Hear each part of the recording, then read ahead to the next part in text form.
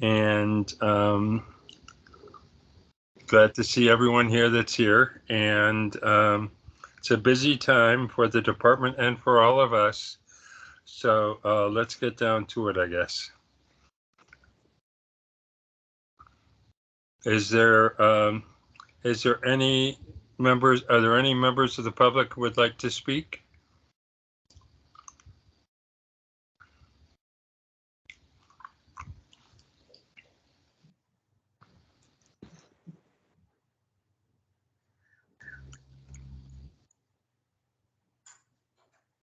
Okay, so I guess we'll go into the legislative update.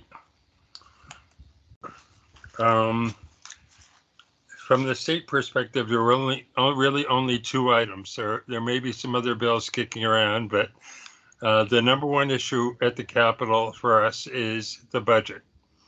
And most of us are served by nonprofit private providers. And after going through enormous financial stress for many years, and particularly the last 2 years, Governor Lamont put zero increase in his budget for the next 2 years. And the Appropriations Committee included a 1% increase, I believe, in both years. The nonprofit providers, actually the whole nonprofit community is up in arms. And a continuous advocacy effort has been going on for clearly a month, and is going to continue right up until June 7th, if necessary, in order to get the resources that the providers need to do the job.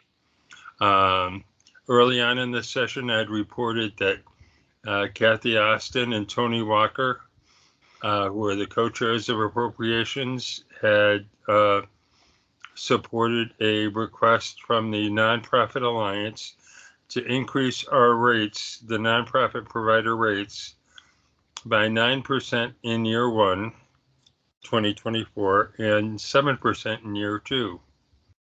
Apparently, no one was aware at that time of this thing called the spending cap. And so as we got into the session, suddenly the thought of being over the spending cap, which is which is created to a formula, which limits the growth in spending. Why we didn't know this, I don't know, but there is going to be a without increases for increases in overhead and direct support professionals. It's really going to be impossible for many of our providers to continue. We've already seen closed programs in the past couple of years, and we're likely to see more. God forbid we see any agency failures. We had a string of those back in, I guess it was the late 80s, early 90s, and those agencies are gone for good. So coming up this coming week on May 24th, the Alliance, the Connecticut Nonprofit Alliance, is having a rally at the state capitol. It's going to be on the lawn, as I understand it. And it's going to be not just ID, but all nonprofits, because we're all in this together and facing many of the same stresses. So if everyone can turn out and support our providers at that time, that would be wonderful. Additionally, if you can call your state rep or state senators, state senator, and let them know of the concern that we all have for the failure to keep up with the increasing costs and complexity of dealing with our populations, that would be helpful as well. So that is the primary thing going on. That has somewhat been complicated by the District 1199 has decided to call a strike vote at about half a dozen agencies, including Oak Hill, which is by far the largest nonprofit provider of services in the state, not just ID, but many others. And 1,500 people in residence in DDS residences are going to be without their 1199 staff starting on May 24th.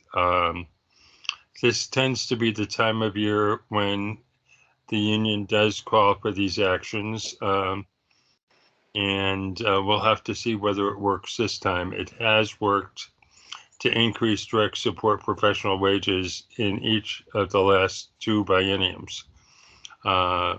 Because if you don't, if there is not an increase, then unions tend to strike for even a short period of time, and there are many increased costs that are incurred on the system for having to deal with the strike, and it can compromise safety. Although I know DDS regional and central office staff do yeoman's work to make sure everyone is properly cared for. So we'll have to see what happens. I'm not expecting anything to happen with the legislature at least through the 24th, but hopefully the turnout on the 24th and the calls and emails between now and then will hopefully bring us a favorable result. So that covers the money part. That is, and without money, nothing happens. Just about all of the DDS-related legislation has been folded into House Bill 5001, which we've talked about many times before. It's extremely complicated. It's about 18 pages, and the explanation is almost as long as the bill is, but at least the explanation is in English. The bill includes provisions that would change many things about the way people with intellectual disabilities and autism receive services.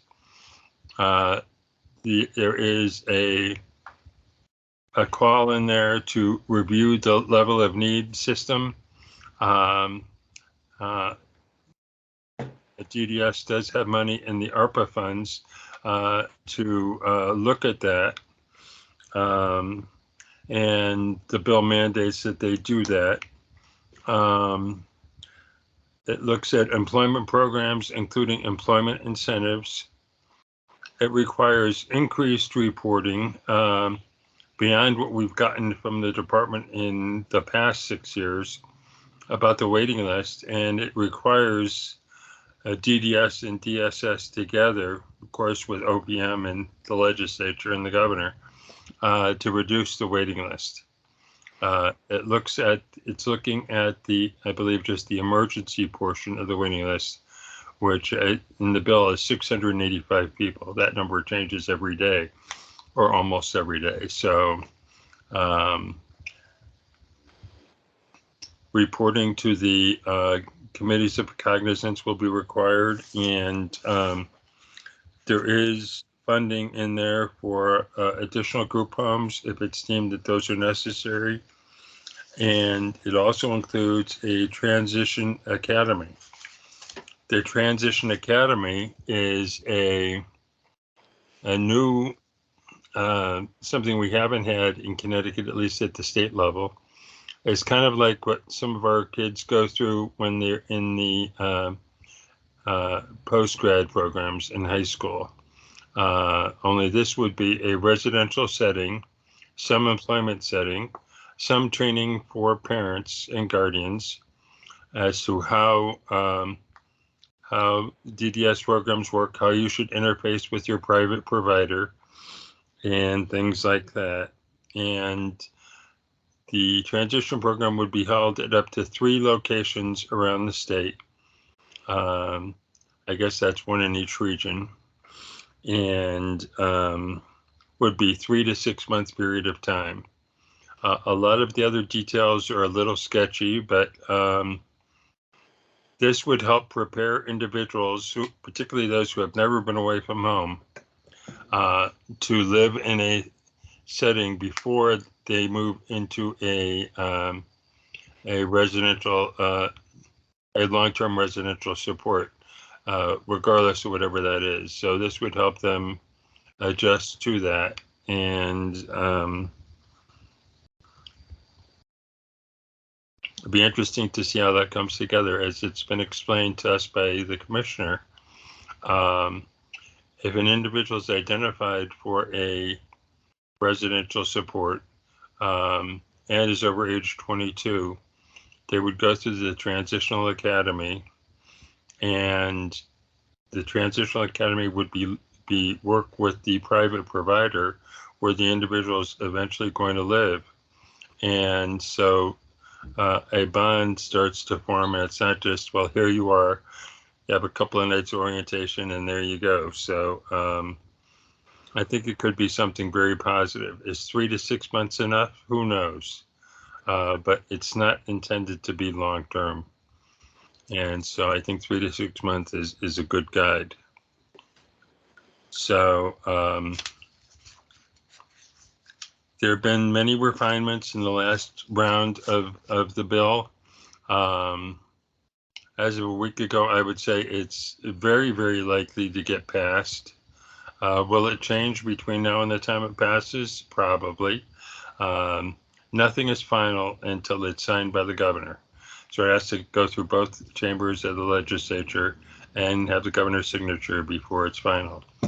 And if you ever watch CTN and watch the legislature in action, particularly at this time of the year, everyone's got an amendment. Now, the amendments are individually debated and voted on. Some don't go anywhere, and some do get accepted. But it is something that, when we find out this bill is actually going to get heard, it would be interesting to watch to see what the comments are that are made by legislators. So that's the local update, state and local update. I think it's an exciting time. We've got ARPA going on. This is kind of meshing at the same time as ARPA, and hopefully will, in time, not overnight, give us additional capacity in various different models to provide for our loved ones. There is a very strong workforce development component in the bill. That's workforce development for our guys to go work in many different settings, and workforce development for staff to come work in our programs.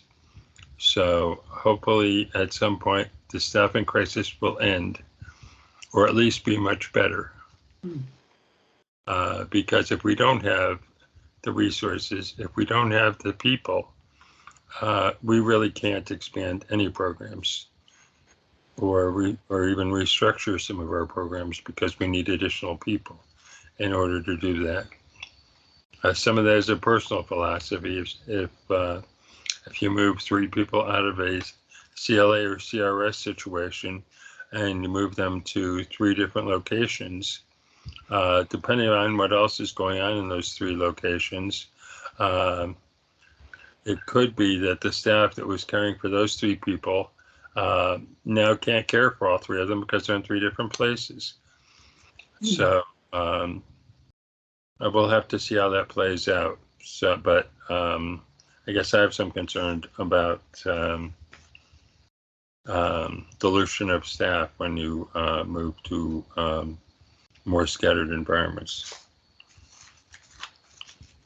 Does anyone have any question about what's going on in the state?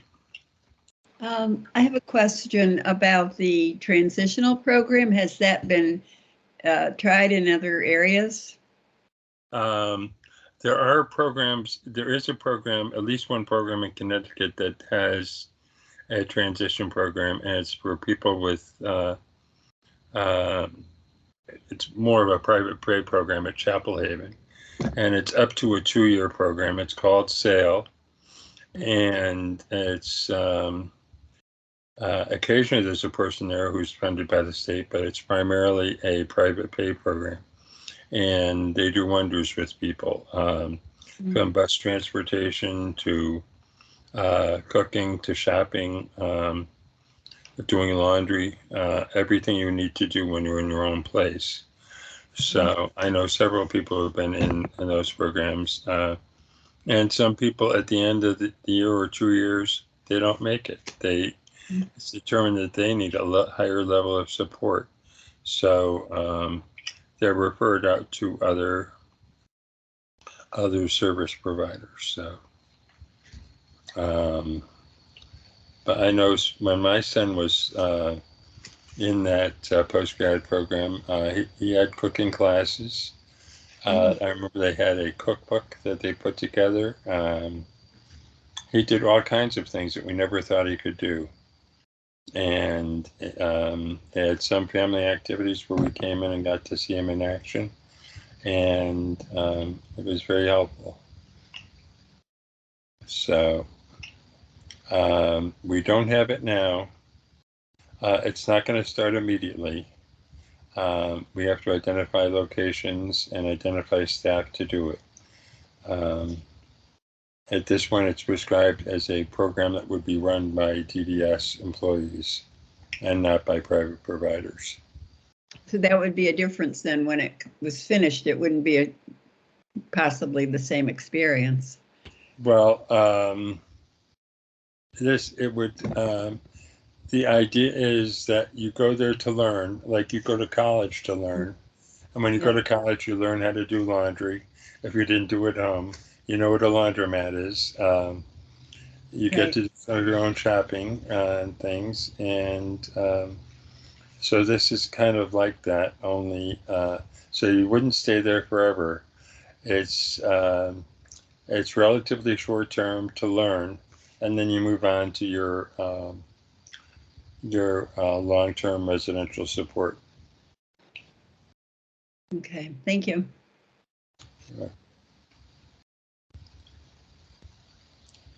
I will send everyone after the meeting, I'll send you the explanation of 5001, and it goes through section by section in English. And I'll send the gobbledygook too, but at the end is the English portion. And you can be familiar with what's in there. And it is something that I think, as I testified at Family Hearing Day and at the appropriations hearings, I think it's something that everyone has come together behind. And it didn't matter what label you had, what group you were with, whether you're representing severe individuals, a particular concentration in that, or high functioning individuals. We do need some changes, and this is a comprehensive approach to changing the system. It will also provide a possible access to DDS waivers for people who have IQs over 69. Currently, that's the statute. It's been that way since, I think, 1983. And I originally was opposed to that. And I met some of the people who could be possibly considered for that. And they make a very compelling case for why some people who have IQs above 69, which is our current cutoff for DDS, need that level of support, and are considered disabled under federal law. So, a period of growth for all of us.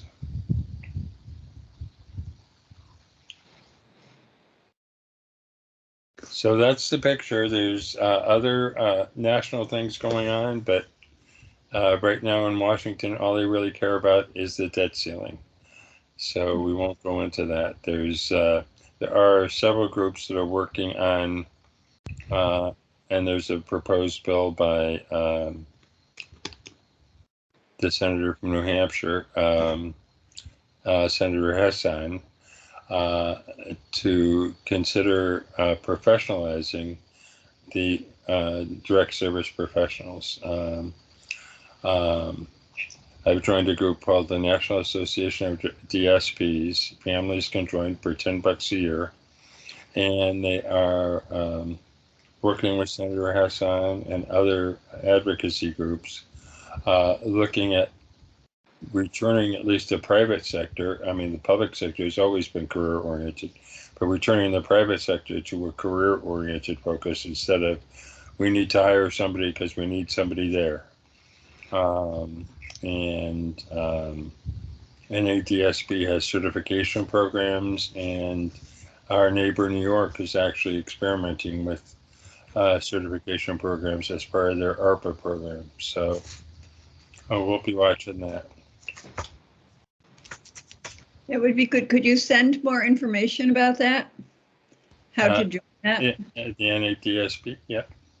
That'd be good. So, yeah, I met the CEO of the group because he presented to the President's Council for Persons with Intellectual Disabilities about 2 weeks ago. And he was very impressive. And PCPID is part of the Association for Community Living, which distributes the money to the Council on Developmental Disabilities and USAID and disability rights. So they do have a big hand in policy. This is one branch of theirs, and it has a large cadre of self-advocates on the council. It has some very experienced professionals, and it has some families. And it was pretty. Their focus this year is on staffing, and their report will be out sometime later this summer, which is a report to the president on what they think he should do.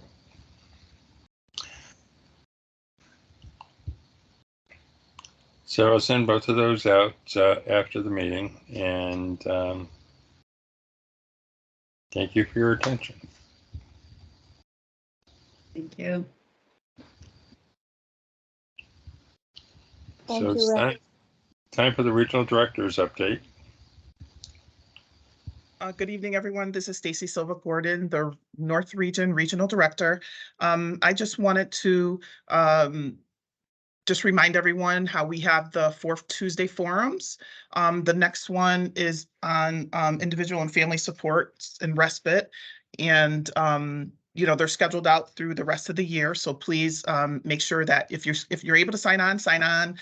They are recorded, so you can see them later on our website. And also, I see some folks have signed on to some of the STEP forums that the Deputy Commissioner and Commissioner have been facilitating. So please, also, those are on the website if you want the dates to those. They're very informative. And basically, it's talking about supporting transformation to empower people, and acronym STEP. So you'll be hearing a lot about that in the upcoming days. And other than that, I wanted to say that I have brought my leadership in from individual and family support. So I wanted to yield my time to let them provide a presentation to carry on the tradition of Elisa's way of bringing, information to this group so that you can share also with, family members and friends. So I will yield to Karen Sticklin. Good evening, everyone. I'm Karen Sticklin. I'm the Assistant Regional Director for Individual Family Support. Basically, I think I oversee, I can't do it on my own, believe me. There's a lot to oversee, but for the most part, it's the helpline, it's clinical, transition advisors, eligibility, case management, respite centers, Camp Q, and also family support workers. And, as I heard Rick say, it is really exciting times right now. I mean, we've been able to have some initiatives for aging caregivers to be able to give families some funding so that they can help transition their children or loved ones out of their homes, possibly into CCH, supportive housing. And of course, we still have individuals who need that level of support for a CLA or a CRS, but that's not our primary focus. We really try to go as independent as we can. And that's why the academy is exciting also. Once this academy lands, the academy is going to land in IFS. We're already meeting about what kind of staffing we're going to need. We're talking about curriculums. We're talking about we've merged the self-determination division over to IFS. So I will have another director that's going to be coming that will oversee the Transition Academy once we can get that into play. But I honestly, I could not do this on my own at all. I have some great staff. I have 4 wonderful supervisors who report to me. I have a director, and he was just promoted, so he's got the whole case management, and that's Brian Reddy, but he was promoted to Director of Service Development and Supports, and he's doing a great job. He's only been in this position for a few months. It feels like years. So I am actively searching for a behavior clinical supervisor to assist with the helpline. And we're looking also for, at some point, some assistance with the residential, which is really the respite centers. But I'm here the rest of the night if you have any questions, but I wanted to just hand it over to Brian. I know he had some information to share. So like I said, I'll answer any questions I can. But Brian, if you have any further ado, you can go ahead. Thanks, Karen. Good evening, everybody. I'm Brian Reddy, the director of our Individual and Family Division here in the North Region, and I'm going to just provide an overview of the services that are available for folks who live at home with their families or who live on their own in the community. All right. So I'm going to share my screen and do a PowerPoint.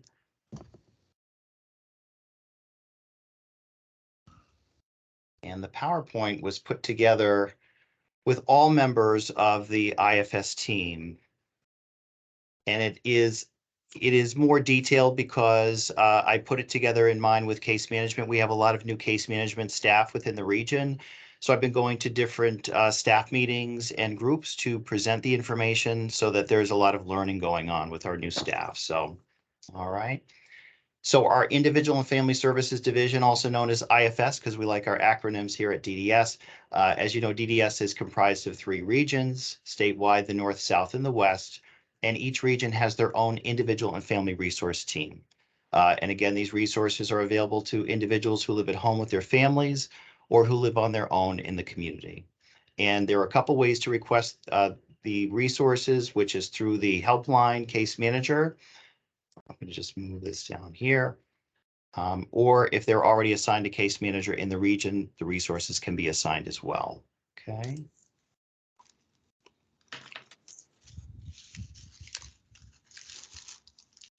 So it's very exciting that we have such an array of supportive and consultative services to offer folks. And here is the comprised list. So we have a wonderful secretary, Elizabeth Kozak, who assists me with many areas, including our Hartford Regional Center. But in addition to Elizabeth, we have our regional helpline. We have individual and family grants, our transition advisor staff. We have 4 respite centers. We have clinical supports and services, speech pathologist consultation, occupational and physical therapy consultation, nursing consultation, family support assistance, self-advocate coordinators. We have the behavioral services program. We are fortunate to have the Wheeler Clinic, which is only within our North region. And then we have our Camp Quinebaug, also known as Camp Q. So we are very fortunate to have all of these supports and services. So I'll start with our helpline. We serve approximately 1,600 children, youth, and adults who are not assigned an individual case manager in the region, and again, live at home with their families or live independently in the community, and they are not enrolled onto the Husky C Medicaid program. There are 3 case managers that operate the helpline, and then myself.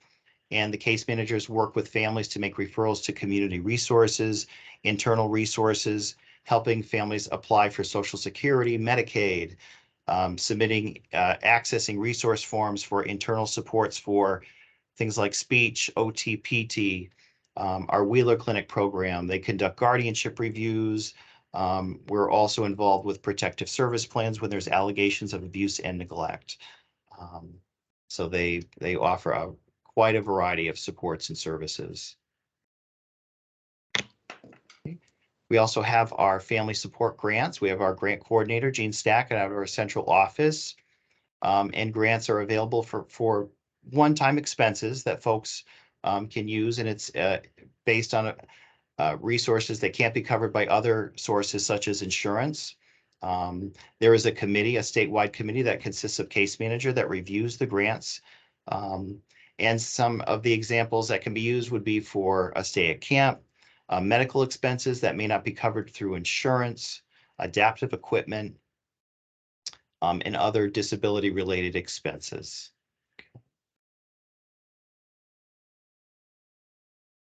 We have 3 regional transition advisors, Jennifer Miner, Jennifer Bundy, and we just had interviews yesterday to fill the 3rd vacant position.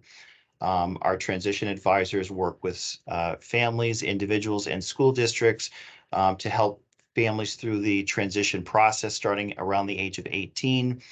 And then once assigned to a DDS case manager, helps to connect them to a day or employment program upon the age of 22 when they exit school.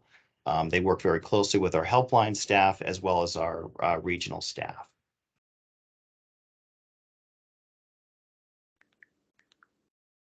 As I stated, we have 4 respite centers located in Putnam, Storrs, Newington, and Windsor.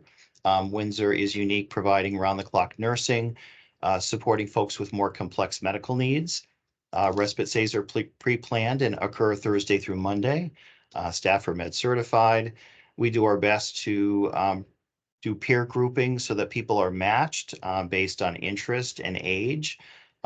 Respite is not just a break for the person and their family, but it's also a time for socialization, an opportunity to meet new friends, get out and experience some new things as well.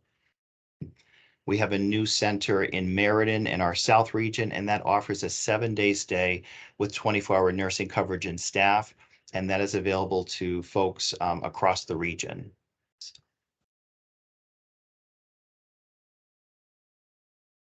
We have a clinical staff available here in IFS. We have Dr. Chance, we have Veronica Bermio, and Cole Mills. They are our developmental specialists. And they provide short-term clinical consultation for folks who live at home or on their own who may be having some behavioral or emotional difficulties. So depending on their needs, a specialist may create some specific guidelines. They may help access therapy within the community or work within family homes to create guidelines to shape behavior.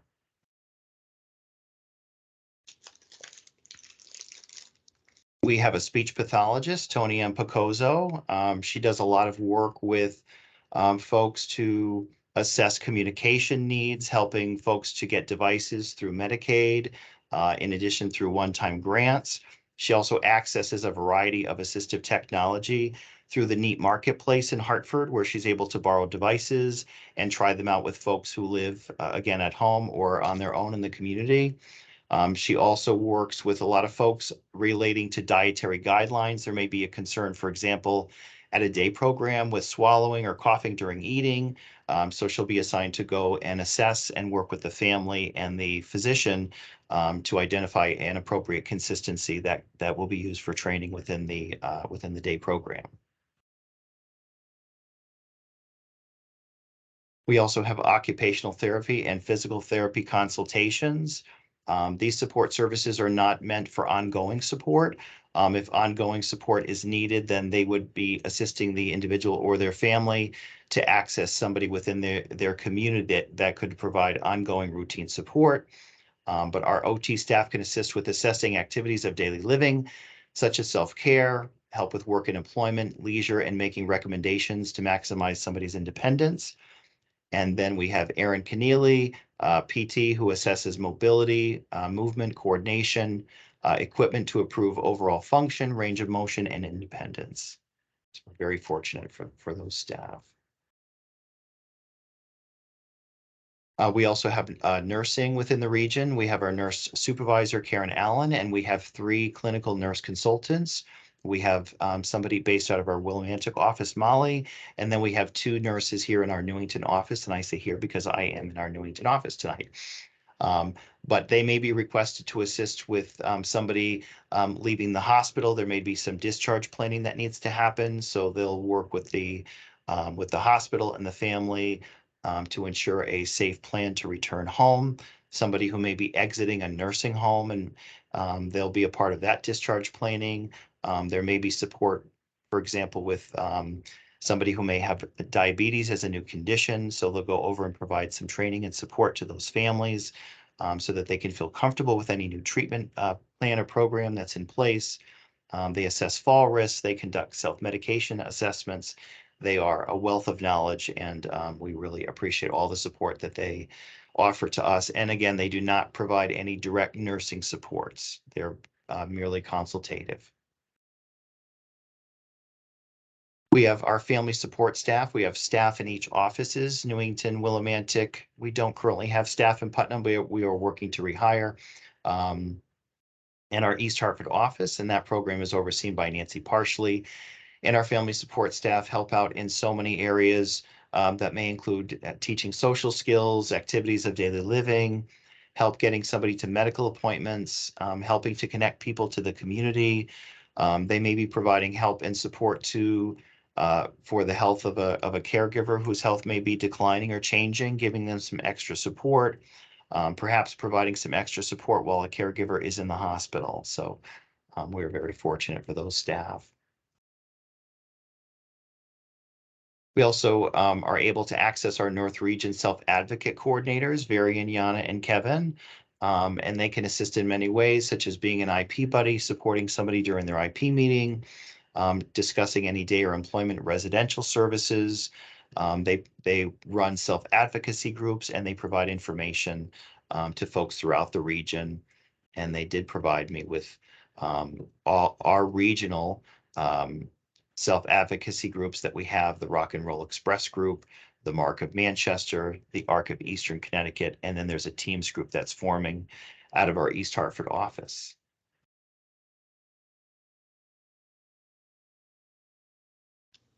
Most of the referrals for our behavioral support services program come through our helpline. So we operate an in-home program for children and youth age 8 all the way up to the age of 18 who have an intellectual disability and a challenging behavior that impacts the overall function within the family home. And so the goal of the program is to offer in-home support services in collaboration with behavioral consultation, changing family routines, creating new guidelines for families, and offering periods of respite to help maintain their son or daughter at home.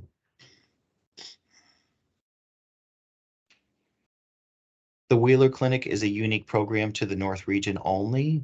They serve the greater Hartford area, so unfortunately we can't use them throughout the entire region. But the program is more of a rapid response to in-home family intervention, providing assessment of behaviors, reviewing effectiveness of medication, providing parent training and/or counseling and behavior management, in addition to linkage to community resources and services. We are ramping up for Camp Q, Camp Quinebaug. We refer to Camp Q here in the north, which was established in 1972 and will start in June. There are 3 2-week sessions, and most of the folks that attend that camp are they're enrolled in an LEA-based program. They are the ages of 4 to 22. And the school system provides one-on-one support for every camper who attends our camp program. It's based out in northeastern Connecticut. Does anybody have any questions around our resources through the IFS division? It's quite a menu. It's quite a menu. We're very fortunate.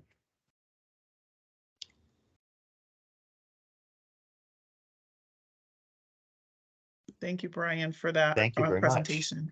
Thank you, Brian.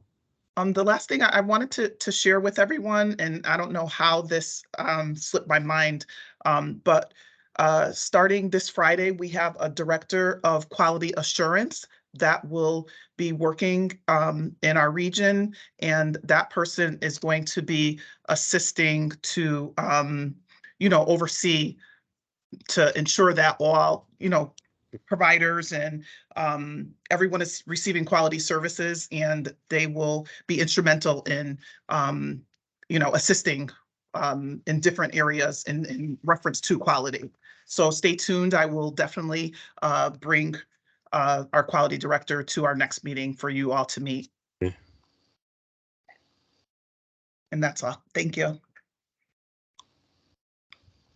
Okay, we have one more item on the agenda, and that's the officer nomination and election. I've been informed that Kim Little has volunteered to be chair, and I thanked her profusely at Family Hearing Day. It was nice to see her and Ellen in person. So anyway, Kim will be the new chair. I suppose we should vote on that, but I don't think there are any other nominations. So, and then I know Annette has served as vice chair for a while. Annette, would you agree to continue as vice chair? If nobody else wants it.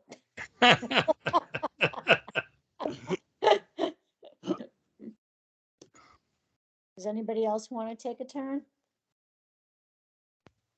The Okay, role that- of the vice chair is to run the meeting and to act in the place of the chair if the chair is not available. So, I'll do it if nobody else will, but if somebody else wants a turn, it's a great job. actually, secretary is a better job. Yes. So. No, treasurer. Well, treasurer of a function that has no money. So, Okay, yeah, no problem, Rick. Do it if nobody else wants to try. Thank you. okay. And any volunteers for secretary?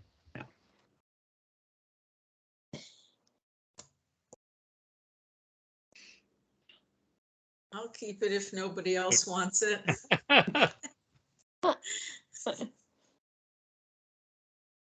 I don't know. We need a workforce development program here too, officer training school. I don't know. Anyway, thank you very much. That's great. And I do have one question, Stacy, and that is about the STEP program. Maybe I should attend one of these forums. I know the first round of agencies that were interested in participating in restructuring have submitted or in the process of submitting plans. Is there a timetable for when those might start happening? Great question, Rick. And plans have started to be submitted and reviewed in the region. And I believe a couple have been approved, but I will have that information ready for you for next meeting. Okay. I'll invite the resource administrator to explain to you the review process and which plans were reviewed. Some had to go back for revisions and, then reviewed again, but we're working very closely with the private provider community right now on those. And I've attended some of the ARPA committee meetings, so I've heard from Deloitte and some of the folks there that have been actively involved in that. So just kind of wondering when things were going to start, people are going to start moving, so to speak.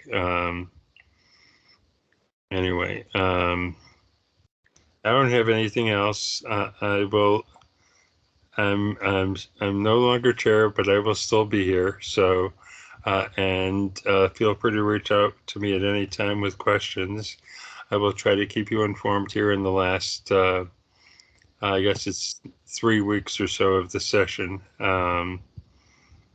Hopefully we can all be there on the 24th. I think it's going to be outside, so if it's weather like today, it'll be a little breezy, but we've had some good weather. Maybe we'll have some more.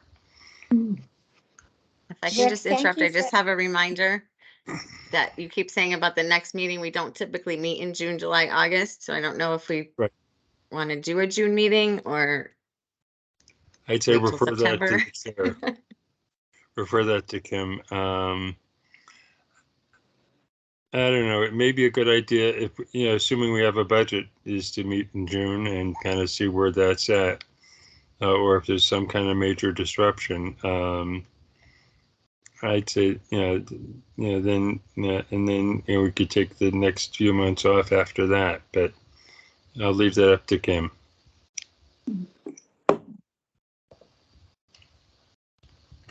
Okay, anybody have anything else? Stacy, do you know, the transition program, is there a cap on the time they're allowed to stay in it? Do you have any idea? We're still in development phases with this, with the Transition Academy. So we haven't determined that yet. Okay, thank you.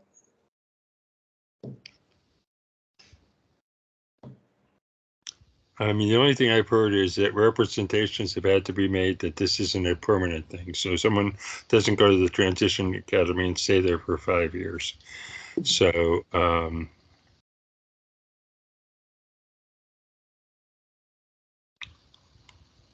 anyway, so either in June or in the fall, we'll see you soon. Absolutely. Thank you. Okay, have a good Thank one. you. Thank you. Bye-bye. Thank you. you. Good Bye. night. Thank you, everyone. everyone. Bye-bye. Thank you. Bye-bye. Thank you. Bye. It's 5:55.